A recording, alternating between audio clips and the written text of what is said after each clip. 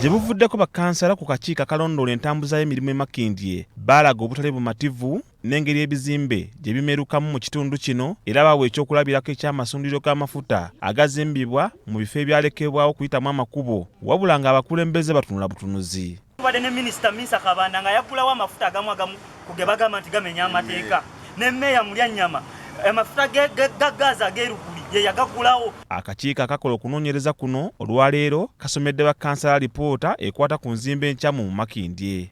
These petrol stations include Starbucks Bunga was opened and officiated by the Honorable Cabinet Minister Hajat Minsa Kabanda, but the same Physical Planning Department at KCC Division put it to our notice that this petrol station is illegal. Mu kukubaganya ebirowoozo kwa alipoota eno bakansala basazeewo okwongera amaanyi akakiiko kano era kanoonyereza ebisingawo ku nzimba etali mu mateeka.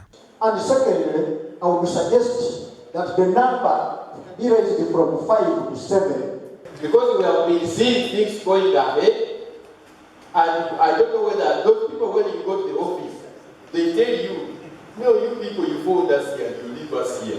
Bano era basiza kimunga nkuyege nti singa bazinga emikono ne baleka abantu abeefuula bannantagambwako okwonoona entobazi ssaako n'okuzimba mu bifo ebikyamu, Makindye ajja kubatuusa okufuuka ekifuluko ky'abamenyi b'amateeka. Ogenda ozuuka ku makya mu weeks 2 bataddewo petrol station. Ekyo si kibi kubanga enkulaakulana ebejja. Naye ekibuuzo kye tugamba nti petrol station etandikibwa etya mu kifo kye tugamba nti kyandikuumiddwa ku obulungi bw'eggwanga. Okusinziira ku alipoota y'abakansala, abakozi ba KCCA ab'ekikugu bafuuka bannantagambwako era nga ne bwe bagezaako kubalambika bafuuka bannampulira zibi.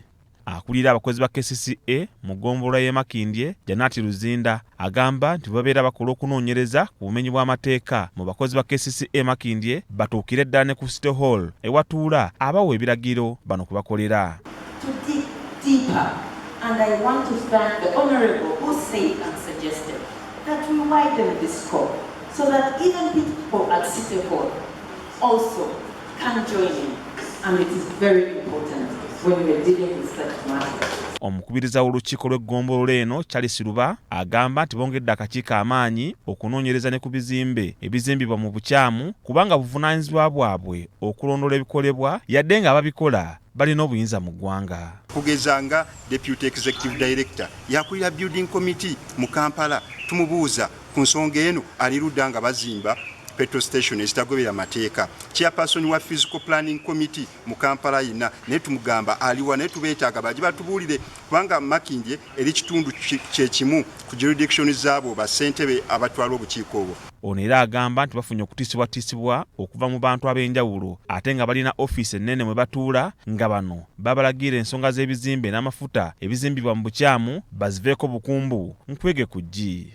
Amafuta gazimbibwa nno nga gali mu maka g'abantu. Ogenda okulaba waliwo amaka g'abantu, waliwo amasomero, n'olwekyo kye twogerako enkya petrol station wenaabejja tegenda kugamba ng'oba oli waaki oba oli waaki. Okufa tumanyi tujja kufa oba n'abaatukanga okukanga naye gwe okoze kituufu. Richard Mwanje, BBS Telefayina, ageesigika.